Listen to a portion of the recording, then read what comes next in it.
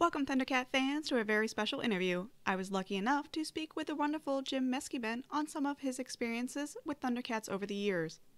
Jim is a very talented stand-up comedian, actor, voice actor, and impressionist, but before all of that, he was a character designer for the original 1980s Thundercats cartoon. I will put links to all of Jim's websites in the description below. I hope you enjoy. All right, again, thank you so much for agreeing to this interview. For those who are not familiar with you or your work, is there anything you'd like to tell us about yourself before we get started? Yeah, I'm pretty much mostly these days known as an actor, a voice actor primarily. I'm an impressionist, and I've done a lot of. I've evolved into being kind of a guy who does other people's voices very well for movies and TV and in my live show. But I got my start as an illustrator, which is actually not that unusual. There's quite a lot of actors that get started by being cartoonists. Mm-hmm. And I worked, and I was lucky enough to stumble into a job at Rankin Bass back in the early 80s, and that's when they were working on Thundercats, and I was their senior character designer there for about a year. Wow, I cannot even begin to imagine how cool that was. So how did you go from character designer to doing impressions? Well, I always did impressions, but I didn't know I could make a living at it. I was in New York City, which, as you know, is an expensive place to live, and I had a very good job at Rankin Bass. Mm-hmm. But I also felt very, just for my personality and the way that I saw my life going, I wanted to have a career as a performer. I wanted to work on stage, and they understood that at Rankin Bass, and they were very kind. And Jules Bass came to see shows, and they were very kind. They let me go on auditions and so forth, as long as I got my work done. And the work was a lot of fun at Rankin Bass to design these things. But after we finished the Thundercats series, and they were moving on to a different series called Silverhawks, I helped them with a lot of art to support that. And then I basically replaced myself and went into acting full time because I was actually making more money in commercials and radio and stuff. And I didn't have to sit in an office all day. It was the only time I ever had an office job was working for Rankin Bass. And I literally had to sit in an office, from 9 to 5. And it was hard on me. You wouldn't think that being like a cartoonist would be considered the office job.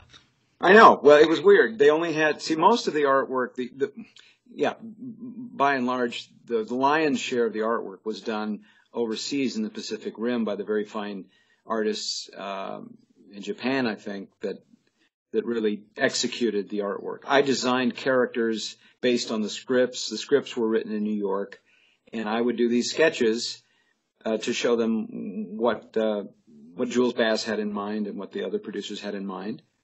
And then the guys in the Pacific Rim would take over, and they would do all the really tough work and all the really productive stuff. And I sat in. I was the only, believe it or not, I was the only artist in the building, and I sat in a room that had an accountant in it, a very nice girl who was the accountant, and another guy that would sometimes come in and run.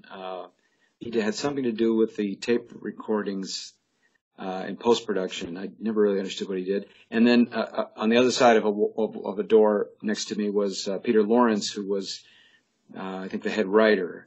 But he was locked up in his room and didn't really talk to me very much. So it was kind of, I just sort of was staring at my paper and reading through books of other much more accomplished science fiction illustrators to get ideas, and taking long lunch breaks and just trying to whip out a bunch of drawings. Well, some of them were fantastic. I have to say, I've seen many of your sketches, and they're gorgeous.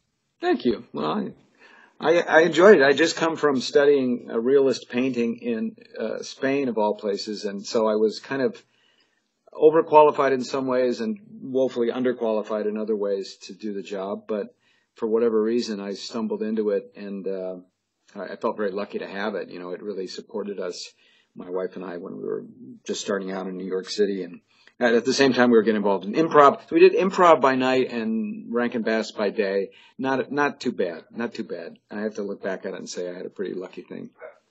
So needless to say, you were never bored. Never bored, that's for sure. Was there any interactions with the Japanese artist from Pacific Animation Corporation? I never did. I never had any personal ones. I would send my drawings over by fax, and they would receive them. But that was our only line of communication, and I never got anything back. So it was a one-way flow. Well, that's probably a good thing. They at least didn't return something with a giant question mark on it. Yeah, what the hell is this? And, yeah, what were you thinking? And I know you also worked on the 2011 reboot for Thundercats. Was that any different? It was a lot different. I got to know Dan Norton, who ran that show, very well. He's a terrific artist. In fact, if you want to follow someone on Facebook and Instagram who's got tremendous artwork, I recommend follow Dan Norton. He is doing a lot of digital paintings right now. He's doing I think like most of us, a lot of people will at the end of the day sit down and watch some TV show. Dan Norton will sit down for an hour and create an incredible digital painting. And I have a lot of admiration for him. And when he, first of all, when I found out about this Thundercats reboot in 2011, I told my agents, hey, you don't know this, but I used to design characters. I'd really like to get on the show. And they were like, oh, okay, we'll see. And then they were like, oh, yeah, they're interested. And they're interested. And so I think I auditioned or something, and they were. And then when I booked something, I actually went to Warner Brothers to record it, I brought along some of the drawings that I had to show the team, because I thought, maybe they'll think, these are probably the only people in the world that'll think this is cool, and it might help me get into more episodes. Did it work? It worked. It worked a little bit. So, and I got to, Dan Norton showed me around, and I met other artists there, and they showed me the incredible work they were doing. I mean, it was so far and above what we did, and certainly what I did on the show, the original. I was totally impressed. I mean, it was just gorgeous. The whole anime style, brilliantly executed, and with all the benefits of the digital age too, which we didn't have. Everything we did was probably cell animation and very raw. We were just on the cusp of the digital age, and everything I did was just actual pen on actual paper and washes and stuff like that. But this new stuff was just staggering, so complex, so beautiful and aesthetic. And when I saw it finally, I was just blown away. And I was heartbroken when it didn't really last. I think they did 2 seasons, but maybe not. Maybe just one. I think it was just one. Yeah, it was very disappointing. I worked on, 3 or 4, and I always, of course, loved being in the booth and recording voices. Was super fun. But just being part of the franchise again was really real cool. Interesting. How do you think it would have changed the original cartoon if you had the technology from today's? Do you think it would have been any different? I do. I think the digital technology allows you to create some tremendous effects very quickly, and very aesthetic effects. And the anime artists jumped all over it, as soon as it came up. And some of the things I've seen, I was on a show called The Boondocks, which was also an anime style. I did a lot of voices for that animated series, and the stuff I saw was just very, very cinematic. And there's always something moving in the frame, which isn't true of old cheap cell animation. A lot of the times you realize nothing has moved in quite a while, and you're just sort of going by faith that this is an actual moving picture. But I think it would have changed the show. I think it would have given the artists more free reign and to really capture, especially big action sequences and stuff like that, and not have to not have to rely on. Because I think they would take certain cycles of action, this is Panthro jumping, this is Chitara running, and it'd be the same in every show. Or I don't know that for sure, but I can kind of extrapolate that that's how it was. I think that's pretty much how most of the 80s cartoons were. You always had a set key frame that you had to see in every episode. Yeah, exactly. And so they wouldn't necessarily have to do that quite so much with more sophisticated technology. So out of the 200 or so characters and weapons and vehicles that you designed for Thundercats, was there any that you really wanted to see in the show that never made it? I would sometimes just sit and invent creatures. And I had one that was a combination woolly mammoth and parakeet. Oh, that's interesting. Yeah, I called it a mudgie. Oh, I've seen that on your website. Yeah, that never, to my knowledge, made it into any show, but I had a lot of fun drawing that, and it's great. That's the great thing about the imagination, is that you can just kind of go anywhere, and at the very least, maybe it'll make somebody laugh somewhere. Well, some of the strange creatures, I think, definitely turned some heads back in the 80s, and still today. Yeah, weird stuff.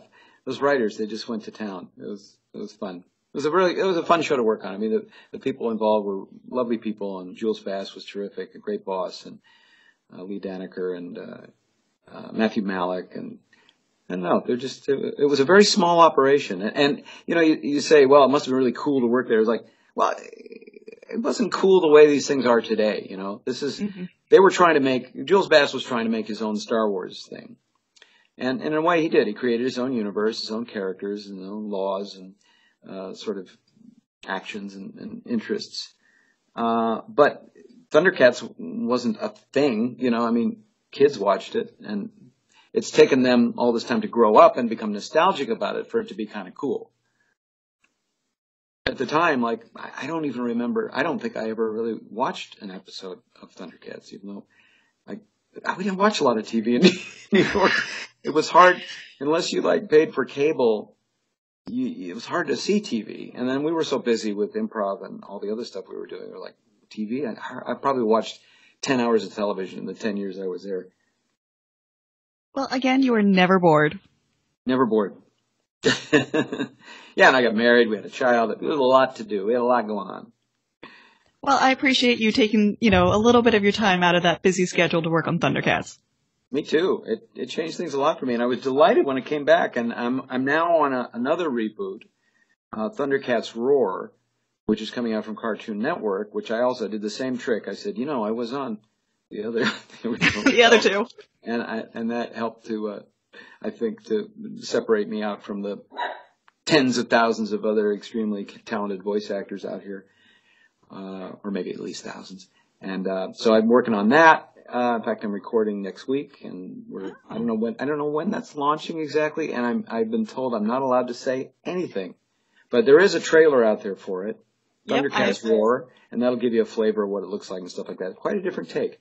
I can say that, but I can't say what I do or anything. I'm really pinned up.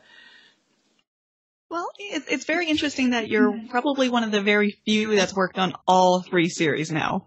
Yeah, I think so. I think, I don't know, you'd have to ask Larry Kenny if he's been involved. I think they mentioned that he will be in Thundercats Core as well, but I'll have to ask him when I see him next month. Yeah, and he was definitely in the 2011 reboot. I'm sure he was. So, yeah. I never voiced anything in the original Thundercats, but at least I, was part of the team. Well, if you were going to voice anyone in the original, who would you want to be? Or would you want to be one of the random side monsters that you created? Random side monster for sure. Yeah, the pirates or the whatever. Yeah, absolutely. There were some fun ones. Captain Shiner, and there was a thing called the Mule, which was a kind of a train that could kind of run itself. And I don't know. I got to work on a Rankin Bass series, though. I got to work on a thing called the comic strip. Right when I was leaving, I left Rankin Bass as an employee, and then I freelanced with them a lot because they were selling other series and they needed some extra help, and so I would go in occasionally and do artwork with them. And then one day when I was up there drawing for either Silverhawks or one of those shows, they said, we're doing auditions in a little while this afternoon for a new series. Would you like to come? Because they knew I was an actor. They said, you want to come and read? And I said, oh, hell yeah. So I actually got on a show called The Comic Strip, which was a 4-part hour of cartoons. So it had 4 different series within that hour, and I was in 2 of them.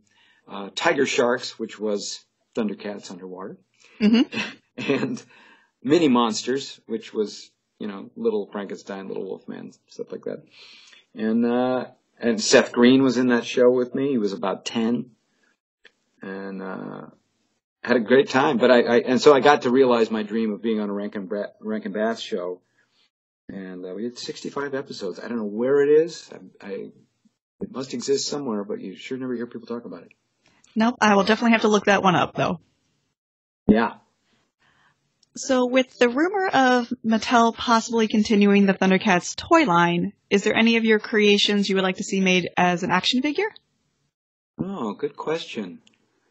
I don't know. Any of them. I'd be very interested to see any of them be made into an action figure. Yeah, for sure. There's one that probably won't, and that was the blob. There was this blobby thing.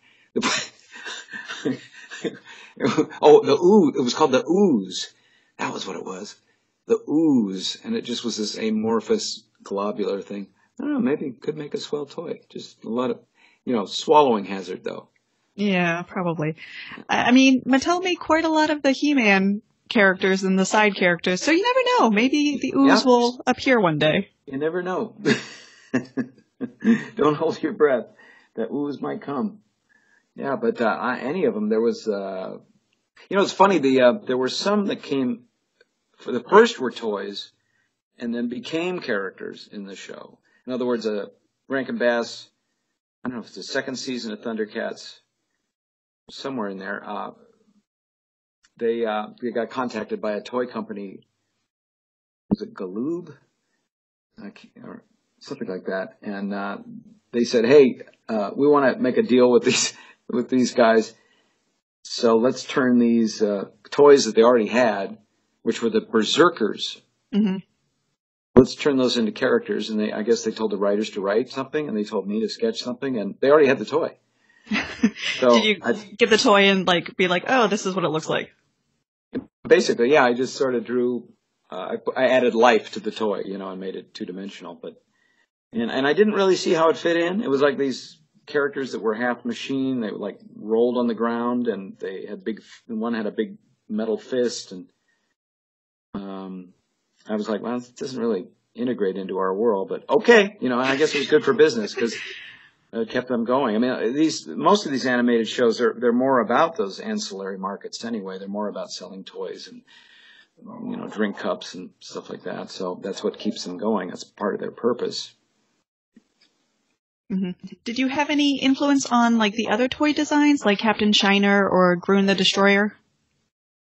No, other than the fact that I, probably decided what sort of jacket they were wearing, and the boots and the monocles and all that. I designed the original character, and my contract certainly didn't allow for any revenue sharing, but we went on to sell however many it sold. But yeah, no, I mean, it's kind of fun to design something and then see it down the road and see it in 3 dimensions in the real world. It's pretty cool. So I don't have any kind of bitterness or anything like that. Yeah, I know there's definitely some of the favorites in the fan community, Captain Shiner. Yeah, well, that's cool. That's cool. Yeah, I wish I had one of those. I'll have to go on eBay and look for one. Yeah, they're pretty common. They can be a little expensive since it's the last run of toys, but they're not too bad. Yeah, hundreds of dollars? No, not that bad. They're not even that 20 bad. Or 30. Oh, I think I can make that happen. So in the office, was there ever any talk about maybe the lore of the Third Earth world or the Thundercats world that we never really got to see in the cartoon? Oh, gosh, I wish I could relate something like that. I can't remember anything like that. I will tell you that in the beginning, I was brought on after the main characters were designed. There was another fine designer whose name escapes me at the moment who did all those great, Tigra and Panthro and Chitara and all those people. And all the mutants and Mumra. Those were already designed. So the first, 16 characters were already set in stone. But that's all they had. And then they had, as you mentioned, all these guest performers that came in, all these weapons and vehicles and stuff that hadn't been designed. And that was in my purview. But as well, they said it was early enough that they were still kind of creating the Bible for the show, which is, things like, what are we doing here? What are some of the powers they have? And what's, situations and what's Third Earth like, and they invited me to come up with ideas for that. And I just sat and brainstormed a whole bunch of stuff about, what are they trying to do? That was one thing I thought never really got addressed. It seemed like the Thundercats were always kind of on the defensive, and what are they actually trying to do here on Third Earth? Are we trying to,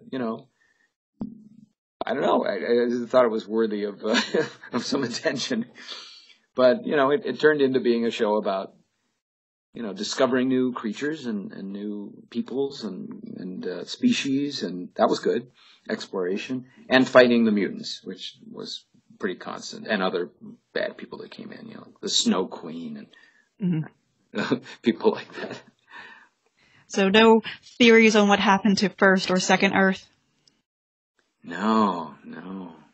I imagine it just, garbage buildup, and Wall-E. It's all Wally's fault. He just didn't clean up. Come on, man. What are you doing? What are we paying you for?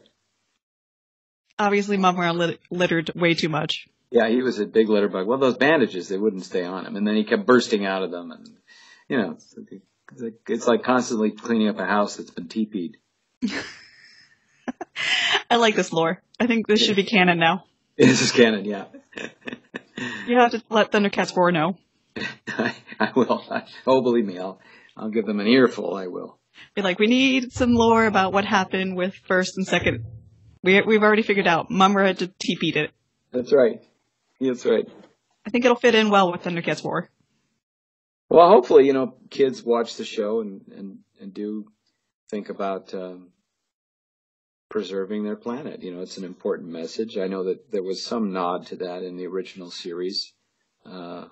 But, in the main, it's entertainment. It's there for people to capture the imagination and to hopefully, give people a good 20 minutes or half hour or whatever. Mm-hmm.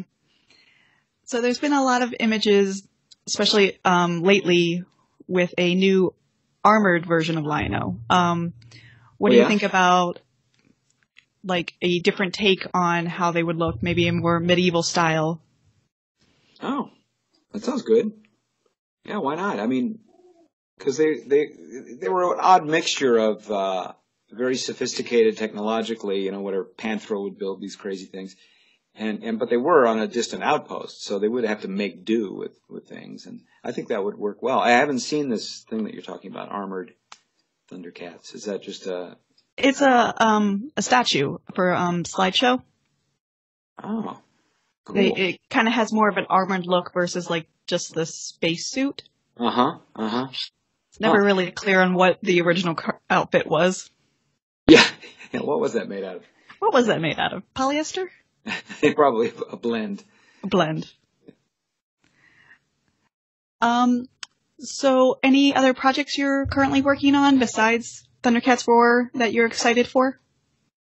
Well, in the animation realm, I don't have anything really going on right now. I was on Marvel Avengers Assemble quite often as Ultron, and I do quite a few video games. I always like video games. Yeah, if you go to my IMDb page, you'll see I've got lots and lots of video game credits. They kind of flee from my mind because you have to sign a non-disclosure agreement saying you won't talk about them, and so I circumvent the whole thing by forgetting whatever it was I did and just spending the money. That works. And it works pretty good so far. So, but they're all there. I mean, they're all listed. At least the ones that have been released are all listed on IMDb. And I have a lot of other artistic pursuits. I still paint. I still draw a little bit when I can. I do love to do it. I trained quite a lot, as I alluded to before. I was a classically trained painter, believe it or not, and I do a little bit of that for my own enjoyment. But my world right now is I'm an actor. I do some directing. I do some screenwriting. I have a short film in festivals right now called Sun to Sun, which is about the opioid crisis, which I wrote and starred in. And that's winning awards, and which is very gratifying. And oh, wow. Congratulations. Thank you. Yeah. I can't direct you to any link to that film because it's still in festivals right now, but I will send you a link for the trailer. And I'm writing a screenplay for a feature film that would also star me as an impressionist. It's a drama, kind of a crime thriller, believe it or not. And I'm working on that. And you can see me on NCIS the first next week on the 25th of September. I think it's their first one back, the new season. I'm not sure about that, but Destiny's Child, the episode is called, and I'm in there. Oh, I'll have to definitely watch that. Yeah, it should be very exciting, and it was a fun part to do. So you mentioned painting a couple times. Yeah. How was it learning to paint in Spain? It was difficult. I lived in an old house built in 1510 and I had a Spanish master, a wonderful painter named Miguel Arguello, who was a very dear friend of mine, who passed away, unfortunately, in 2005. But back then, in 1983, he was teaching a handful of American students, literally 3 or 4 of us, and it was very difficult, but eventually very rewarding experience, and I learned a lot about painting, and oil paints in particular, and drawing, and I've never forgotten those lessons, and I'm really grateful that I had that experience. It was just really a unique time, and it changed my life in many ways. Did you speak Spanish before you went? I spoke a little. I spoke very little. When I knew I was going, I retreaded my Spanish 1 course in college. I'd taken Spanish 1 in high school, because it was a requirement, but I had no real, interest or plans to live in Spain or Mexico, so I didn't obviously, put my back into it. But when I knew I was going to go live in Spain, I was like, oh, okay, well, let me see what I can get done. And then when I was over there, I learned quite a bit, and I even got, I stayed there long enough so that I could speak pretty well. And I remember the toughest thing I did was negotiating a rent agreement with people that didn't speak any English. So, I did pretty well. And these days I can speak okay, but I'm very rusty. It's actually it's a good thing to know how to speak Spanish. In Los Angeles, we have a huge Latino population. And when they hear my Spanish accent from Spain, they're like, oh, wow, hey. Well, I'm definitely impressed you managed to negotiate a rental agreement. That's impressive. Yeah, I can hardly believe it myself. English. Even in English, that's right. So what are some of your favorite things to paint now? Well, now I've been working on a series of paintings now for several years that are done in a style that allows me to be very neglectful. Mm-hmm. I work with I trained with oil paints, and now I use a kind of oil stick. It looks like a big crayon. They're called paint sticks, and they have other names, but they're basically paint in a kind of almost like lipstick. And that limits me somewhat, so that I have to be very direct, and I can't be very precious about it. And then I can go in, and I have a whole bunch of paintings. They're all the same size. I have like 18 or so paintings that I'm sort of moving forward all at the same time. And I can go in and I can paint for half an hour. I can paint for 2 hours. I can paint for 15 minutes. I can do one little thing and then I'll set it aside. And that allows me to be kind of, as I said, neglectful and gradual about it without, because I don't have a lifestyle or, a business set up where I can really devote a whole lot of time to painting. I just really like to do the activity of painting. Mm-hmm. And so I'm moving a lot of paintings forward incrementally. But I have, I'm an impressionist actor, and I'm actually not an impressionistic, but an impressionist painter in that I can duplicate a lot of different styles of painting. And I have a lot of paintings that I have planned, and one day when I get a looser sort of schedule, I hope to do some of them. In the meantime, I'm just doing these kind of quick things. And I don't really have them online anywhere to show you, but they're very loose and undisciplined and super fun. Well, the ones I've seen on your website look fantastic. Thank you. Would you ever consider doing maybe some Thundercat painting off your original sketches? If the price was right, absolutely. I don't have any personal strong interest in revisiting it, but if someone was like, God, I'd love to have one of these things, and I go, I could probably figure out a way to do it. All right. Everyone heard that? You heard me. You heard them. They won't be. They'll be more expensive than a Captain Shiner action figure. I'll tell you that. All right, you guys will have to negotiate a price later on then. Yeah, that's right. Yeah, and follow me on Instagram. Contact me that way. It's at Jimpressions. All right, so everyone's going to have to follow him, too, if they want the Thundercat painting, then. They got to follow me all over town. And, you know, I have a YouTube channel where I do daily videos, at least one a day, often more. And I do a lot of impressions, and I even do a thing where I'm drawing. In fact, I got to do one tonight. I draw a cartoon in real time and put it up on, I speed it up, of course, when it's on YouTube, and it's caption this cartoon contest where you can provide captions, as many as you want, and I pick the winner, and you get a prize. Oh, see, do that about every very 2 interesting. or 3 weeks. Yeah, it's fun. And that's the most drawing or cartooning that I do these days. I do that for the contest. I've been running that contest for a long, long time. Well, that sounds like a lot of fun, though. It is super fun. I can't believe it doesn't have 1 million subscribers, but there you go. Well, we have subscribed, so hopefully many of our listeners will subscribe to you as well. Hope so, too. Thank you, Ann. So I know that there was a weird CG Thundercats movie from Warner Brothers a couple years ago that you did actually audition for. What would you like to see if they ever do a Thundercats movie?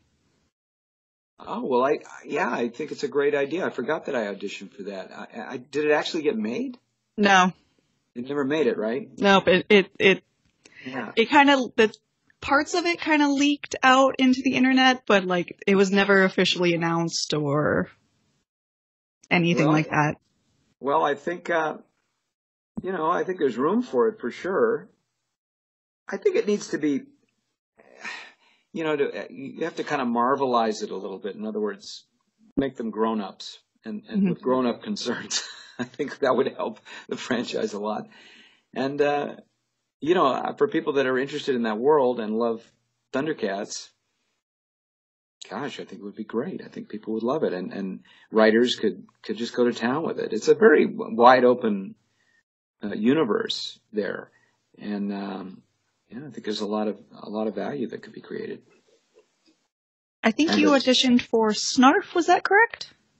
I don't recall. I don't recall. I'm sorry, Your Honor. I do probably about, anywhere from 15 to 20 or 30 auditions a week. And some of these fade into the background. And that would have been a long time ago. Mm-hmm.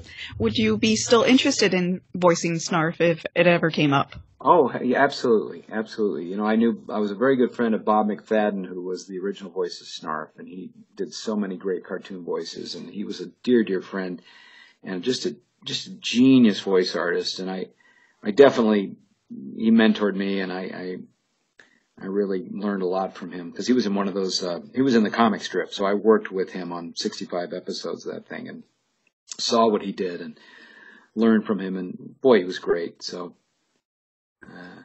if they keep Snarf in and they wanted that kind of treatment, I'm all over it. Great. Okay, so we'll do one last question. Did you ever imagine when you were doing Thundercats and, first starting off as a character designer that this franchise would have lasted like 30 years and you're still working on the new one? No, not in a million years. And I wish I had, because then I would have perhaps really paid a little more attention to some of the things that you've asked me about, like what was going on in the office. And, this was before everybody had phones or cameras in their phone. And I went back just to find a picture of that time, like a photograph, is almost impossible. It's like, we just went to work. Nobody took pictures of everything. Now I got pictures of every square inch of my house, everywhere I go, everybody I know. So I would have tried to document it a little better if I had any idea that there was going to be any interest that it would survive. And I probably would have really taken a look at, because lots of guys like me who would get a position like that and say, okay, I'm going to be the designer for this show. They go on then and they design another show and another show and another show. And in 15 or 20 years, they're the guy. They're like this icon. Mm-hmm. I bailed out of there just as fast as I could. As soon as I got too bored and things were more profitable in other zones, like in the commercial and the acting world, because it was me, mm-hmm. I just bailed. I didn't really become the great designer. That wasn't my path. So maybe if I knew, hey, not for nothing, 30 years from now, this is still going to be going strong. maybe I would have gone, all right, maybe I'll take a look at this. Maybe this is what I should do. Well, we still appreciate you even 30 years, later working on a show that you never thought was going to go anywhere too far, at least. Yeah, well, you're very gracious. You're very gracious. Thank you. And I do love voice acting, and if I can contribute that way, then I'm very happy. Great. Well, again, thank you so much. Is there anything else you want to talk about before I let you go? Anything you want to promote that you're working on? No, just the YouTube channel. It'd be great if people could check it out. I have a series actually on Amazon Prime called Impress Me, and it's about impressionists and how they live and work, and it does go into the world of animation a little bit. It's a comedy, a scripted comedy, kind of like Modern Family. And it stars myself and Ross Marquand, who is in The Walking Dead, Dana De Lorenzo, who's in Ash vs. Evil Dead, and a lot of other really gifted impressionists and actors. Al Yankovic was on the show, a bunch of people, Kevin Pollak. And it's a really swell show. We've got our season 1 is up there. It's called Impress Me on Amazon Prime, and some of your listeners might enjoy watching it. Well, I hope they do. It sounds like I will have something to do after this conversation. Yeah, you can binge away. All right. Well, again, thank you so much, Jim, for, speaking with us and letting us know a little bit about your history and your work with Thundercats all throughout the years, all 3 series. Yes, you're very welcome. I enjoyed talking about it. I have a lot of fond memories, and I'm hopefully making more. Well, I hope so, and I'm looking forward to seeing what you do with Thundercats Roar. Okay, me too. Well, again, thank you so much, and I'll let you go. You betcha. Thank you. Thank you. Have a great evening. Okay, bye. Bye-bye.